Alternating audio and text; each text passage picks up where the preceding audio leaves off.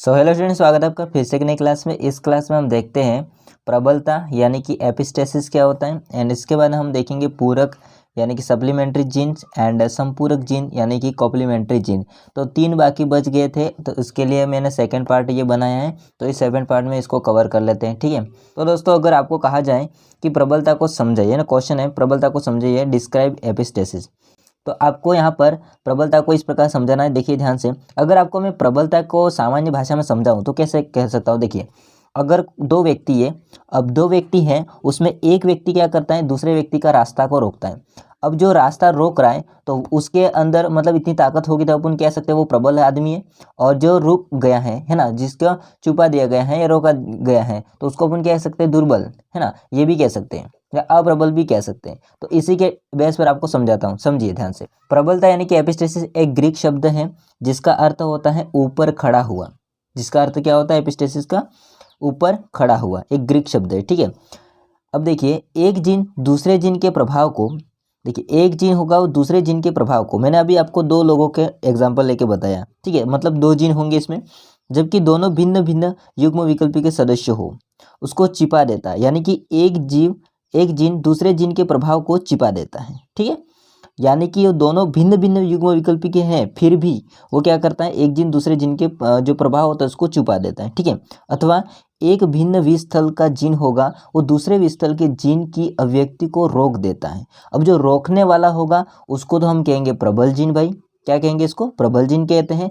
और जो रुक गया है यानी कि जिस जीन की अभिव्यक्ति अवरुद्ध हो गई यानी कि रुक गई है, उसको हम क्या कह सकते हैं, अप्रबल जीन कह सकते हैं। जो कि आपको मैंने अभी एग्जांपल देके समझा दिया था कि किस प्रकार से हो रहा है। अब देखिए, जो प्रबलता की डेफिनेशन जो बनेगी ना, वो प्रबल जीन के आधार पर बनेगी। कैसे? प्रबल जीन ने जो काम किया, अब इस काम को हम, इस घटना को हम क्या कह सकते हैं, प्रबलता कह सकते हैं। अब इसके आधार पर डेफिनेशन क्या है, जब भिन्न भिन्न विस्थलों पर, विस्थल मतलब स्थल है ना, पोजीशन, विस्थलों पर स्थित दो स्वतंत्र जीन जो एक दूसरे के युग्म विकल्पी नहीं है, ठीक है, किसी जीन के एक ही लक्षण को इस प्रकार से प्रभावित करते हैं कि एक जीन दूसरे जीन के, ठीक है, एक जीन होगा दूसरे जीन के प्रभाव को दबा देता है। और जो दबाने वाला होता है, वो सारी जो घटनाएं हो रही है उसको हम बोलते हैं प्रबलता। और जो दबाता है उसका नाम क्या है, प्रबल जीन। और जो दब गया है वो क्या है, अप्रबल जीन, ठीक है। तो ये हो जाएगी प्रबलता, ठीक है, एपिस्टेसिस। तो इसका स्क्रीनशॉट ले लीजिए और लिख लीजिए, याद कर लीजिए भैया। तो हाँ जी, अब हम देखते हैं सेकंड क्वेश्चन है, पूरक एवं संपूरक जीनों में विभेद समझाइए। Describe the difference between supplementary and complementary gene. देखिए, अगर मैं आपको सामान्य भाषा में कहूँगा इन दोनों में, तो इनमें भी दो दो यानी कि जीन होंगे, नहीं कि एक युग्म होगा। युग्म बोले तो इसमें दो लोग होंगे। जैसे कि आपको कहा जाए कि एक जोड़ी कपड़े, है ना, इसका मतलब क्या हुआ, इसमें शर्ट भी होगा एंड पैंट भी होगा। तो यहाँ पर वही बात है, एक युग्म यानी कि क्या होगा, दो होंगे, है ना। अब यहाँ पर एक युग्म नॉन एलिलिक जीन होते, कौन, पूरक जीन होते वो, ये भी वही होते, ये भी एक युग्म नॉन एलिलिक जीन होते हैं। फिर फर्क क्या है इन दोनों में, समझिए ध्यान से। इसमें से केवल एक ही अपना प्रभाव स्वतंत्र रूप से व्यक्त करता है। अब इसमें एक तो प्रभाव दिखाएगा और दूसरा नहीं दिखाएगा, लेकिन इसमें क्या होता है, दोनों के दोनों प्रभाव दिखाते हैं।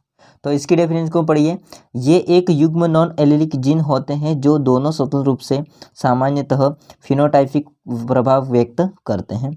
इसमें देखिए, ये एक युग्म नॉन एलिलिक जीन्स होते हैं, इनमें से केवल एक ही अपना प्रभाव स्वतंत्र रूप से व्यक्त करता है। इसमें केवल एक ही प्रभाव व्युत्पन्न करेगा या व्यक्त करेगा, और इसमें दोनों के दोनों करेंगे, ठीक है। ये दोनों फर्क है। इतना स्क्रीनशॉट ले लीजिए। इसके बाद सेकंड पॉइंट और थर्ड पॉइंट को देखते हैं, ठीक है। हाँ जी, अब हम देखते हैं सेकंड पॉइंट और थर्ड पॉइंट। देखिए, सेकंड पॉइंट क्या है, दोनों जीन के पारस्परिक अन्योन्य क्रिया करने पर स्वतंत्र रूप से प्रभाव व्यक्त करने वाले जीन का परिणाम पूर्व की अपेक्षा परिवर्तित प्रकार का प्राप्त होता है। अगर आपके ये दोनों जीन अन्योन्य क्रिया करके परस्पर क्रिया करते हैं, तो हम ये देखते हैं कि पहले की तुलना में बदल के परिवर्तन यानी कि परिवर्तित होकर के हमको रिजल्ट मिलेगा, परिणाम मिलेगा, ठीक है। लेकिन इसमें क्या होता है, इसमें एक नया बनता है। जैसे कि दो अगर अन्योन्य क्रिया करते हैं तो करने से पूरी तरह से एक नया लक्षण प्रारूप प्रदर्शित होता है। सिंपल बात है भैया, इसमें क्या होता है, जो है उसका परिवर्तन मिलेगा, और इसमें क्या होगा, दोनों अगर अन्योन्य क्रिया करेंगे तो नया अपन को मिलेगा। ठीक है, लक्षण प्रारूप प्राप्त हो जाएगा, फिनोटाइप प्राप्त हो जाएगा।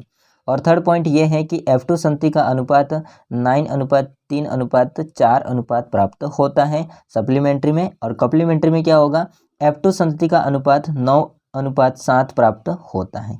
तो ये दोनों का डिफरेंस हो जाएगा, आप स्क्रीनशॉट ले सकते हो, उसको याद कर सकते हो। तो दोस्तों ये था आपका सप्लीमेंट्री, कप्लीमेंट्री एंड एपिस्टेसिस। ठीक है, तो आई होप को सारा समझ में आया होगा। स्क्रीनशॉट ले सकते हो, नोट्स बना सकते हो। थैंक यू, मिलते हैं नेक्स्ट वीडियो में।